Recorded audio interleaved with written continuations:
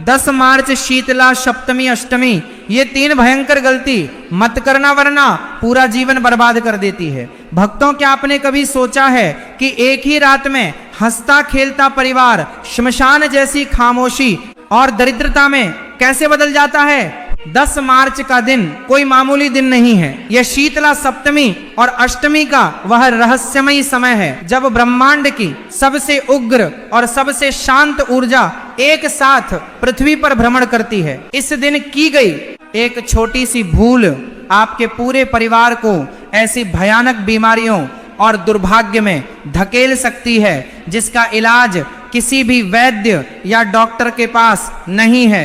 आज मैं आपको उन 3 भयंकर गलतियों के बारे में बताने जा रहा हूं जो अक्सर लोग अनजाने में कर बैठते हैं। इनमें से पहली और दूसरी गलती तो शायद आप सुधार लें, लेकिन जो तीसरी गलती है वो इतनी खौफनाक है कि जाने अनजाने में हर घर में लोग वो गलती कर बैठते हैं और फिर जीवन भर किस्मत को कोसते हैं कि आखिर उनके घर में इतनी बीमारियां और क्लेश क्यों हैं। तीसरी गलती का रहस्य ऐसा है जिसे जानकर आपके रोंगटे खड़े हो जाएंगे। तो चलिए इस रहस्यमय आवरण को हटाते हैं। शीतला माता, जिन्हें हम चेचक, खसरा और तमाम तरह की भयंकर बीमारियों की देवी मानते हैं, वह केवल एक देवी नहीं बल्कि प्रकृति का वह स्वरूप हैं जो विनाश और निर्माण दोनों कर सकती हैं। उनके एक हाथ में झाड़ू है और दूसरे हाथ में ठंडे जल का कलश। ये कोई साधारण कलश नहीं है, इसमें अमृत तुल्य ऐसा जल है जो किसी भी महामारी को पल भर में शांत कर सकता है।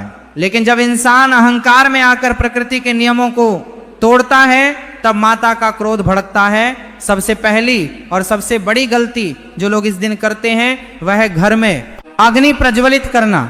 आपको लगता होगा कि थोड़ी सी चाय बनाने के लिए या बच्चों को दूध गर्म करने के लिए गैस जला लेंगे तो क्या हो जाएगा। यही आपकी सबसे बड़ी भूल है।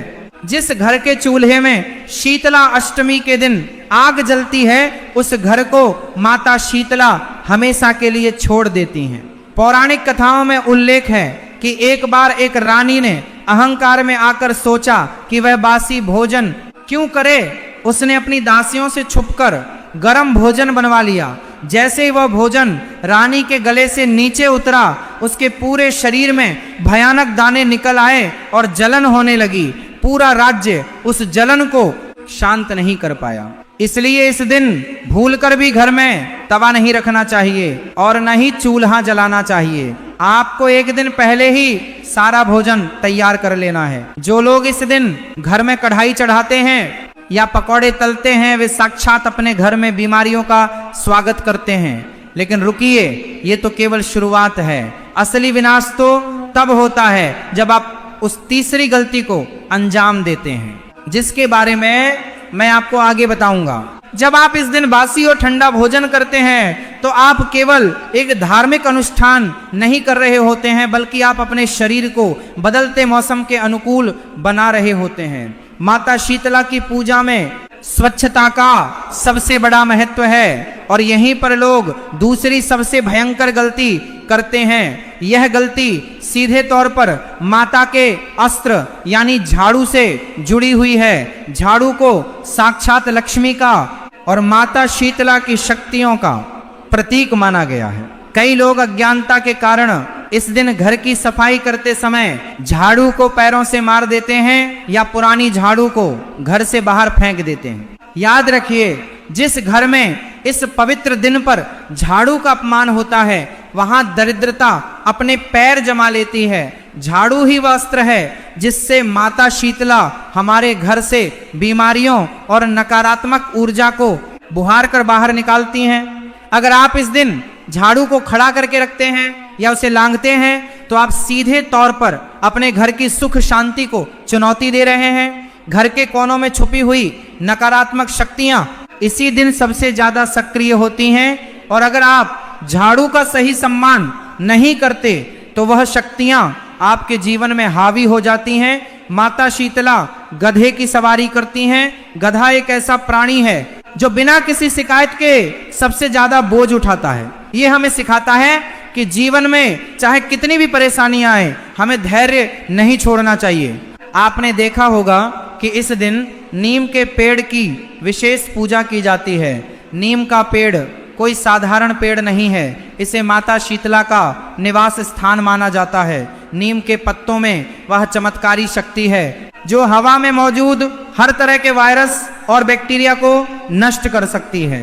जब आप माता शीतला को जल चढ़ाते हैं तो उस जल में नीम की पत्तियां जरूर होनी चाहिए। उस जल को घर में छिड़कने से घर का कोना कोना पवित्र हो जाता है।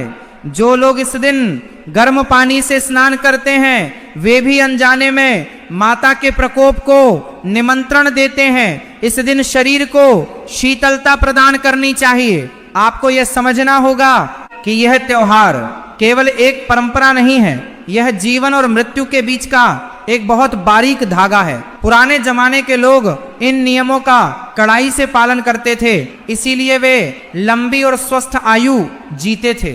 आज के आधुनिक युग में हम इन नियमों को अंधविश्वास मानकर हंसते हैं और फिर जब कोई भयानक बीमारी हमें घेर लेती है तब हम मंदिरों में जाकर रोते हैं, लेकिन तब तक बहुत देर हो चुकी होती है।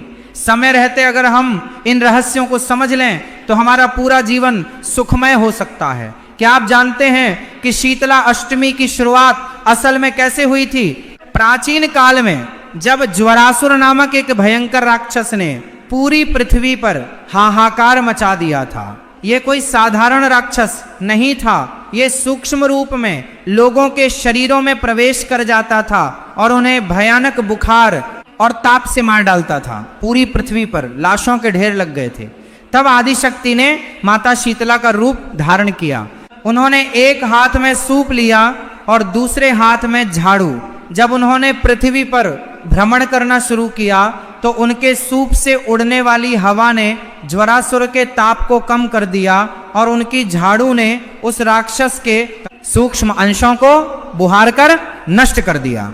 लेकिन ज्वरासुर पूरी तरह से तब तक नहीं मर सकता था जब तक कि पृथ्वी के लोग अपने घरों में अग्नि जलाना बंद ना कर दें, क्योंकि अग्नि की गर्मी से उसे और ताकत मिल रही थी। इसलिए माता ने आदेश दिया कि चैत्र मास की इस विशेष तिथि पर कोई भी आग नहीं जलाएगा। जिन लोगों ने माता के इस आदेश का पालन किया वे और उनके बच्चे बच गए, लेकिन जिन्होंने अहंकार में आकर चूल्हे जलाए उनके घर श्मशान बन गए।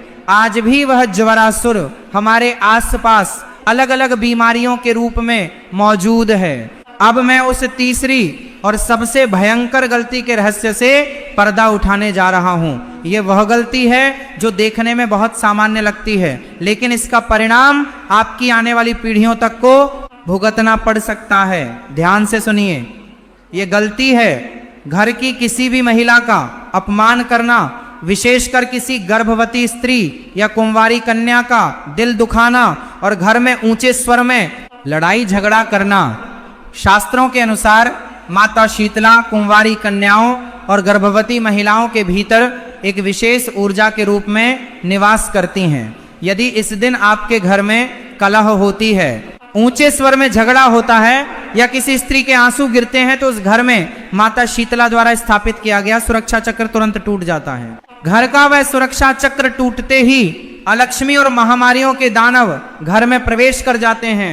जो महिला इस दिन रोती है या जिसे रुलाया जाता है उसके आंसुओं की हर एक बूंद के साथ घर की बरकत हमेशा के लिए जलकर राख हो जाती है। इसके साथ ही एक और भयानक पाप लोग करते हैं। कई लोग एक दिन पहले खाना तो बना लेते हैं लेकिन स्वाद के लालच में उसमें लहसुन प्याज या तामसिक चीजें डाल देते हैं। जब आप ऐसा अशुद्ध बासी भोजन माता को चढ़ाते हैं तो ये सीधे तौर पर उनका अपमान है। ये कोई डराने वाली बात नहीं है, ये ब्रह्मांड का वो कठोर नियम है जिसे सदियों से छिपाया गया है। आप इस बात की गहराई को समझिए। जब आप बासी कढ़ी चावल पुए और पकौड़े माता को चढ़ाते हैं तो वह केवल भोजन नहीं होता, वह आपका समर्पण होता है। उस भोजन को प्रसाद के रूप में ग्रहण करना एक अमृत पान करने के समान है। लेकिन अगर आप उस प्रसाद को फेंक देते हैं या उसका अनादर करते हैं तो ये सीधे तौर पर माता के क्रोध को न्योता देना है। माता शीतला की आंखें हमेशा आधी बंद और आधी खुली रहती हैं। उनकी आधी खुली आंखें इस बात का प्रतीक हैं कि वह हमेशा अपने भक्तों की रक्षा के लिए जागृत हैं। लेकिन अगर वे पूरी तरह से खुल गईं तो उनके भीतर की अग्नि पूरे संसार को भस्म कर सकती है। इसी अग्नि को शांत करने के लिए ही हम ठंडे जल और ठंडे भोजन का प्रयोग करते हैं। सोचिए, एक देवी जो भयंकर ज्वर और ताप का रूप धारण कर सकती है, उसे प्रसन्न करने के लिए आपको अपने मन के ताप को, अपने क्रोध को भी तो ठंडा करना होगा। अगर आप बाहर से ठंडा भोजन खा रहे हैं लेकिन आपके मन में ईर्ष्या, क्रोध और घमंड की आग जल रही है तो वह ठंडा भोजन भी आपके शरीर में जाकर जहर बन जाएगा। इसलिए इस दिन मौन व्रत का पालन करना या कम से कम बोलना सबसे उत्तम माना गया है। अपने शब्दों से किसी को ठेस ना पहुंचाएं। आपका एक भी कठोर शब्द इस दिन किसी श्राप से कम नहीं होता। आप बस आंखें बंद करके उस दृश्य की कल्पना कीजिए। रात का सन्नाटा है और एक देवी गधे पर सवार होकर आपके घर के दरवाजे से गुजर रही है। वह देख रही है कि किस घर में शांति है और किस घर में कलह की आग जल रही है। जिस घर के बाहर सफाई होती है, जहां पानी का कलश भरा होता है, वहां वह रुकती हैं और अपनी शीतल दृष्टि डालती हैं। लेकिन जिस घर से झगड़े की आवाजें आ रही होती हैं या जहां आधी रात को भी चूल्हे की आग सुलग रही होती है, वहां से वो बिना मुड़े आगे बढ़ जाती हैं और उनके जाते ही बीमारियां उस घर का दरवाजा खटखटाने लगती हैं। आपको अपने घर को उस लायक बनाना होगा कि देवी वहां रुकने पर मजबूर हो जाएं। इसके लिए आपको 10 मार्च से एक दिन पहले ही अपने घर की पूरी सफाई कर लेनी है। घर के किसी भी कोने में जाले नहीं होने चाहिए। रात को सोते समय अपनी रसोई को पूरी तरह से साफ करके सोएं और वहां एक लोटा जल भरकर जरूर रखें। वह जल रात भर में ब्रह्मांड की सकारात्मक ऊर्जा को सोख लेगा। सुबह उठकर सबसे पहले उस जल को अपने घर के मुख्य द्वार पर छिड़क दें। आप खुद देखेंगे कि कैसे आपके घर का माहौल बदलने लगेगा। आपकी रुकी हुई तरक्की के रास्ते खुलने लगेंगे और जो धन बीमारियों में खर्च हो रहा था वह आपके घर में रुकने लगेगा। तो आइए एक बार फिर से उन बातों को अपने दिमाग में बैठा लें ताकि भूल कर भी ये पाप ना हो।